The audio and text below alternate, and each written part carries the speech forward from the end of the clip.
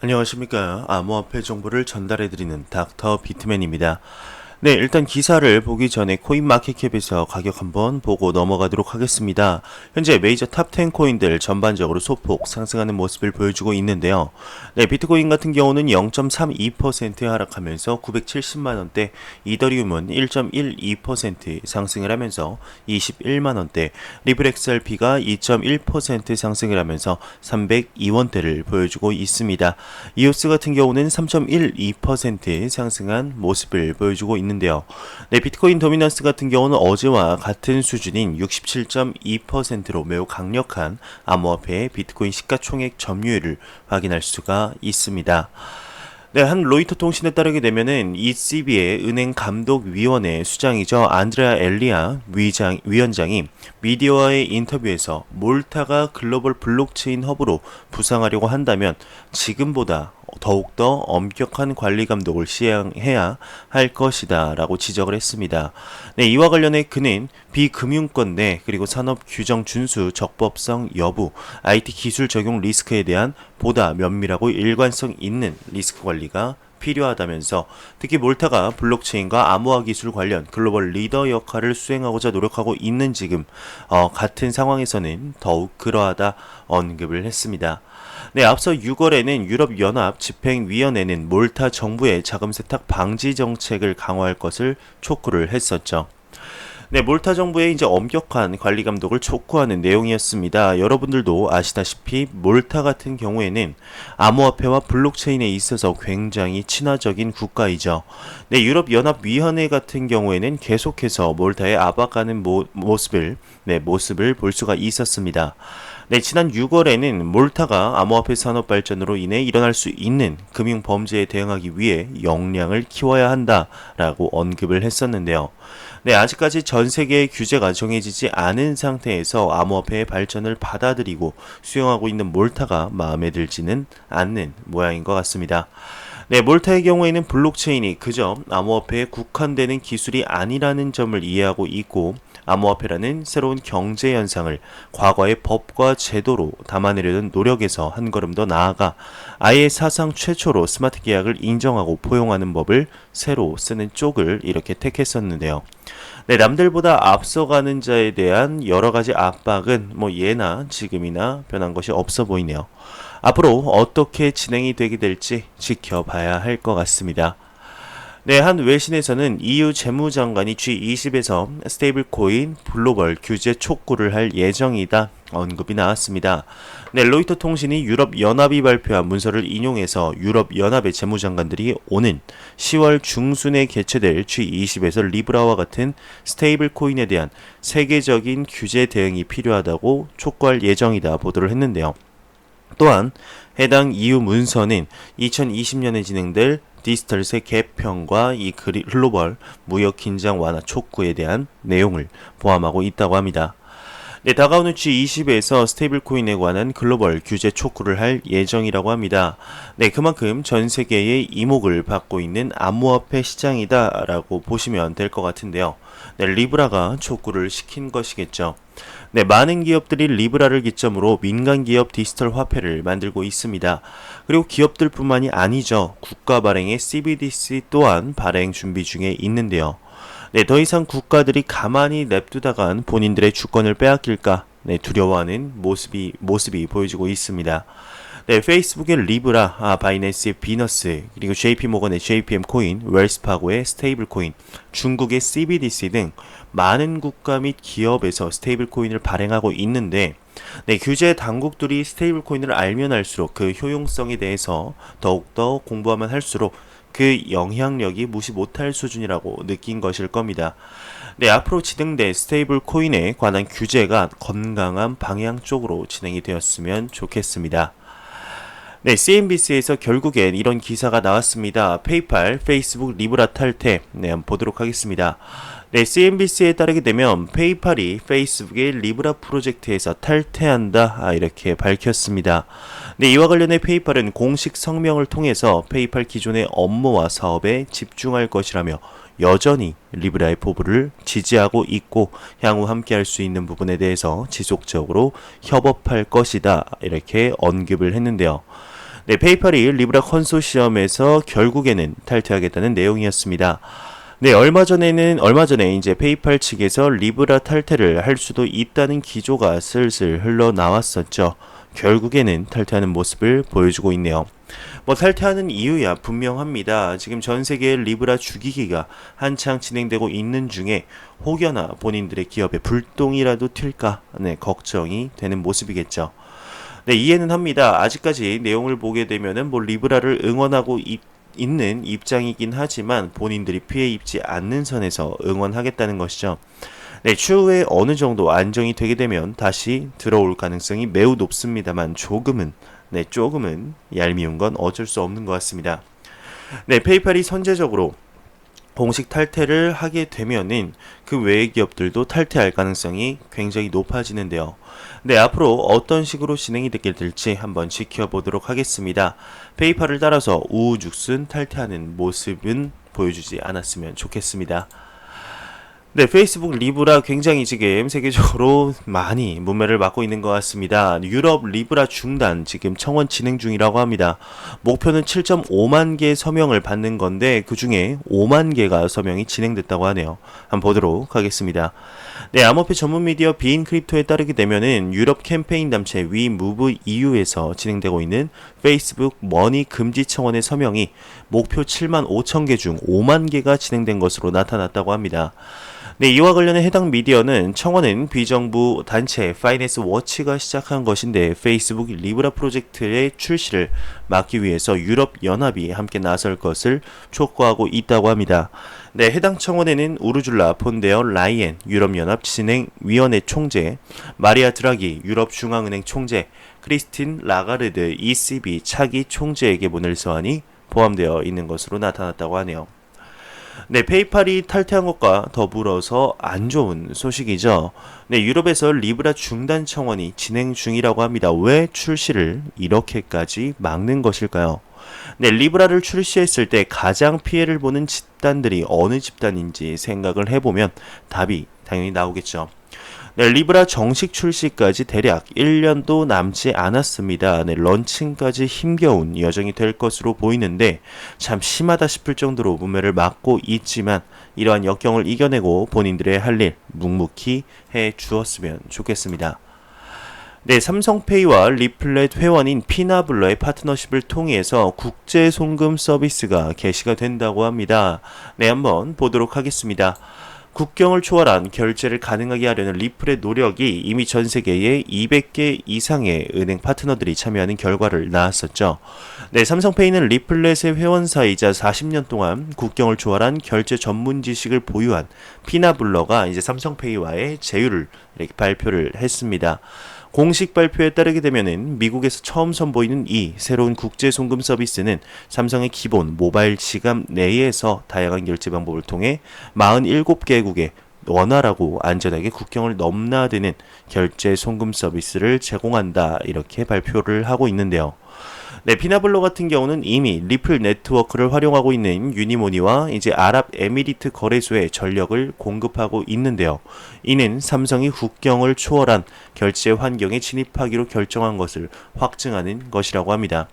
이 소식이 트위터를 통해 알려지자 암호화폐 매니아들은 이번 송금 서비스는 트래블X라는 파나블러의 자회사에서 제공하는 것이라는 사실을 다시 한번 부각시켰습니다.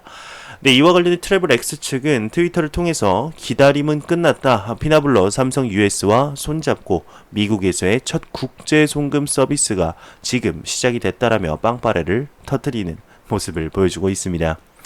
네, 매일같이 나오는 리플렛에 관한 소식이었습니다. 리플사가 직접 파트너십을 맺은 건 아니지만 리플렛의 회원인 파나블러가 삼성페이와 파트너십을 맺었다는 소식이죠.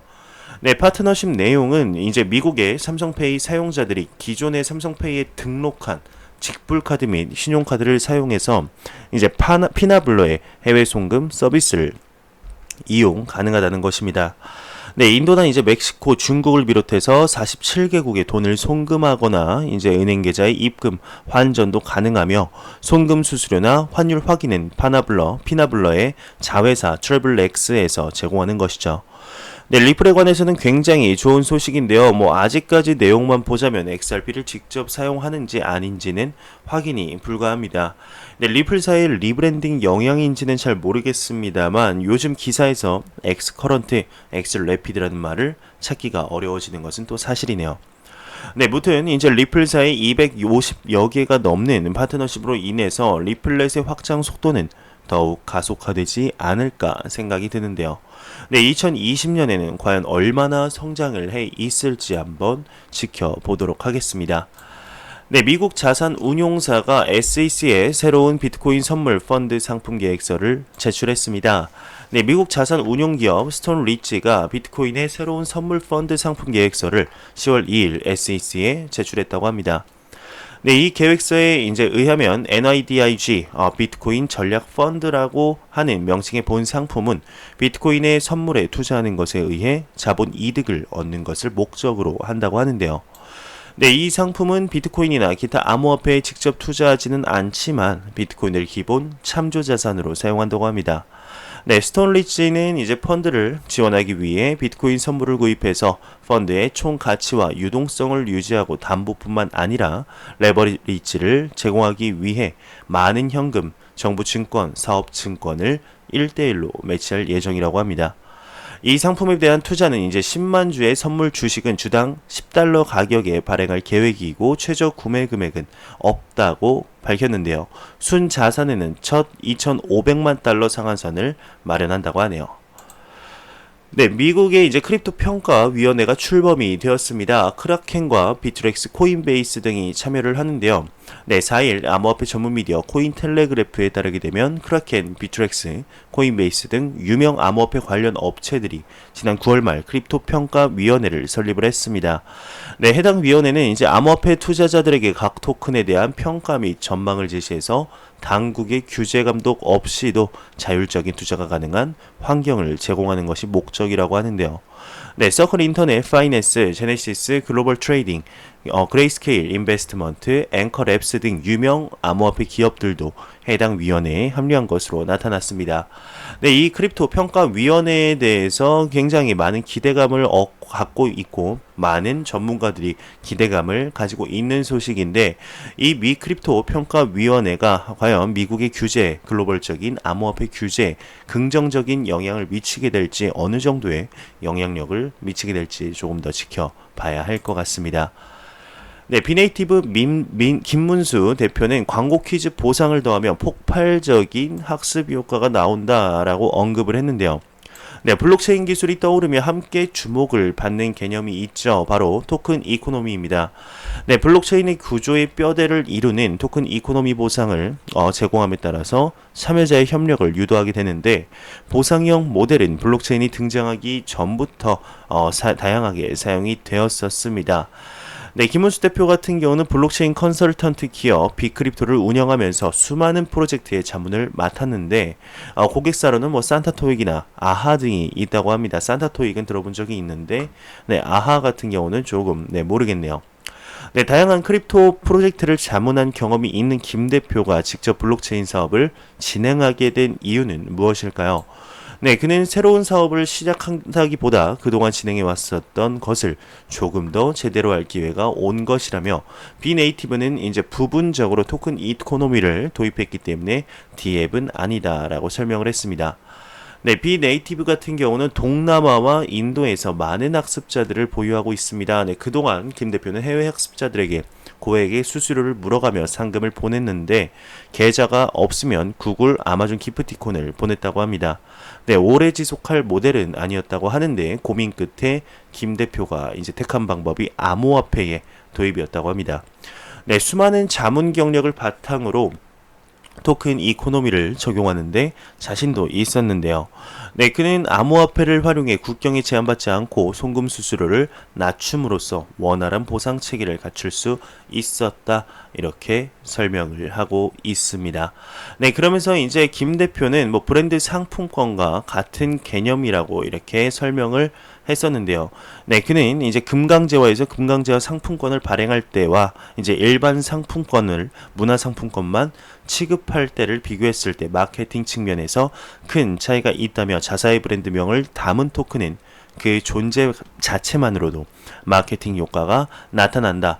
홀더들에게 주식처럼 일종의 소속감도 제공한다라고 설명을 했습니다. 네, 블록체인은 미래 세상을 바꾸는 축이다. 은행업 한계를 넘는 KB 국민은행의 계획은 과연 어떤 것일까요? 네, 블록체인은 미래 세상을 바꾸는 한 축이 될 것이다. 은행 업무를 넘어선 거시적 관점에서 블록체인을 바라보고 있다. KB국민은행 IT그룹의 이우열 대표가 블록체인 기술의 중요성을 강조하면서 전통 은행업의 기준을 뛰어넘는 태도로 블록체인을 받아들이겠다 입장을 밝혔습니다. 네, 4일 서울 여의도 전경련 컨퍼런스홀에서 서울 이더리움 밋업과 KB금융그룹이 공동 주관한 엔터프라이즈 이더리움 및 혁신은행 서밋에서 이 대표는 국민은행 블록체인 전략이라는 주제로 발표에 나섰습니다. 네, 이 대표는 IT와 디지털 관련한 패러다임이 계속해서 바뀌고 있다며 은행이 과거와 같은 방식으로 투자하거나 영업해서는 안 된다 말문을 열었었는데요. 네, 그는 과거에는 어떠한 금융기관이 새 상품을 만들었을 때 쉽게 모방하면서 서로 상생하는 구조였다면 지금은 디지털화에 대한 대비책이 없으면 상생할 수 없고 한두 곳이 독식할 가능성이 높다는 생각에 블록체인과 관련해 무엇을 준비해야 하나 고민을 시작하게 됐다고 합니다. 네, 이어서 그는 금융권이 상대적으로 보수적인 곳이고 고객 자산도 연관되어 있는 곳이라서 벤처들처럼 새로운 기술을 바로 적용하기 쉽지 않다며 어떠한 시도도 하지 않으면 다음으로 나아갈 수 없기 때문에 미래를 준비하고자 끊임없이 시도하고 있다 덧붙였습니다. 네, 과거의 경우에는 국내 은행들의 내부 인력이 개발과 진행을 도맡아 왔는데 하지만 현 시대에는 단순히 IT나 디지털 인력만으로 혁신을 일으키는 것은 불가능하다는 게 이 대표의 생각입니다. 네, 그는 지금의 디지털 혁신은 외부로부터 만들어지는 혁신이라면서 은행들이 함께 힘을 합쳐야 한다고 강조까지 했었는데요. 네, 이어서 블록체인과 관련한 금융권의 사례 연구를 검토하면 블록체인 기술이 여러 가지 속도나 신뢰성 등에서 어려움을 갖고 있다면서도 미래 세상을 바꾸는 방법의 축은 결국은 블록체인이 될 확률이 높다 이렇게 언급을 했습니다. 네, 정말 블록체인과 암호화폐가 더 이상은 막을 수 없는 혁신이라는 것이 여기저기서 얘기들이 많이 나오고 있습니다. 전 세계 각국은 지금 꾸역꾸역 억지로 누르려는 이런 모습을 보여주고 있지만 이 기술의 발전, 시대의 흐름은 억지로 누른다고 해서 눌러지는 것이 아니죠. 이제는 각국의 규제 기관들 그리고 그 선진 금융국들이 더 이상 밀어내기보다는 조금 더 수용하고 포용하는 자세를 갖춰야 될 때가 아닐까 생각이 듭니다.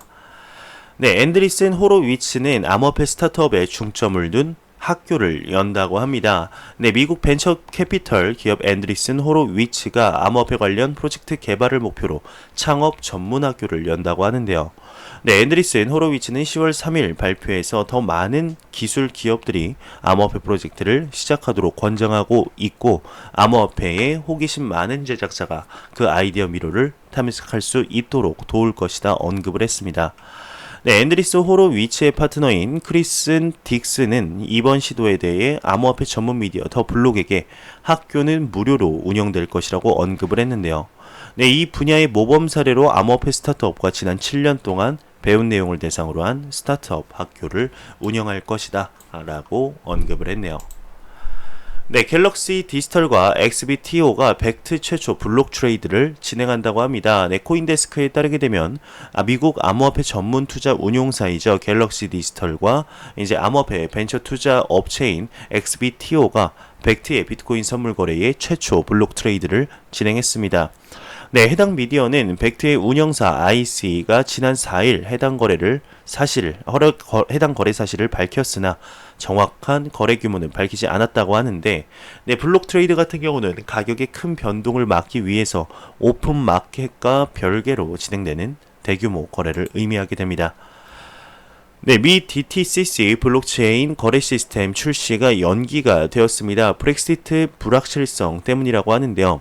네, 미국 중앙예탁청산기관인 DTCC가 블록체인 기반 파생 상품 거래 시스템의 출시를 브렉시트로 인해서 발생할 문제 때문에 몇 달간 연기했다고 합니다. 네, 이와 관련해 미국 중앙예탁기관은 이번 연기는 거래 정보소에 대해 추가 테스트를 진행하기 위함이라고 밝혔으며 DTCC의 대변인은 프로젝트는 순조롭게 진행되고 있다.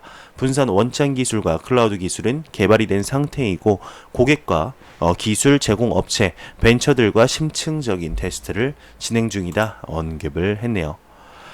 네, 이토로의 수석 애널리스트죠. 이제 마티 그리스펀 같은 경우는 FATF가 내년 암호화폐 거래소를 대상으로 하는 개혁을 내놓을 예정이라며 해당 개혁에 따르게 되면 모든 암호화폐 거래소는 이제 금융기관으로 간주될 것이라고 언급을 했습니다. 네, 그러면서 OKEX에서 익명의 지갑으로 1152개의 비트코인이 이체된 소식도 나왔고, 네, 한 번 더 이 소식은 나와서 또 한번 가져와 봤습니다. 근데 미 증시가 이제 어제와는 다르게 상승 마감을 했다고 합니다. 블록체인 관련주도 혼조세를 보이고 있다고 하는데 미국 증시 다우존스 지수가 1.42% 상승 마감을 했다고 합니다. 네, 나스닥 종합지수도 1.4% 상승하며 거래를 마쳤는데 미 증시 블록체인 테마주는 전반적으로 혼조세를 나타냈다고 하네요. 네, 제가 준비해온 소식은 여기까지입니다. 마지막으로 코인마켓캡에서 가격 보고 마무리하도록 하겠습니다. 네, 리플 XRP 기준 302.13원입니다. F5분 한번 눌러보도록 하겠습니다. 네, 301.41원이네요. 항상 F5분 누를 때마다 가격이 1원씩 떨어지는 게 참 안타까운데요. 네, 이런 가격의 하락 정말 나중에 다시 한번 빠른 시일 내에 반등이 와서 여러분들께 좋은 소식 전달해 드릴 수 있으면 좋겠습니다. 네, 제가 준비한 소식은 여기까지입니다. 영상이 도움이 되셨다면 구독과 좋아요 그리고 광고 한 편만 처음부터 끝까지 시청해 주시기 바랍니다. 이 채널은 오직 광고 수익으로 운영이 되게 됩니다. 항상 영상 시청해 주시는 시청자분들, 구독자분들 너무나 감사합니다. 저는 다음 영상으로 찾아뵙도록 하겠습니다. 지금까지 닥터 비트맨이었습니다. 감사합니다.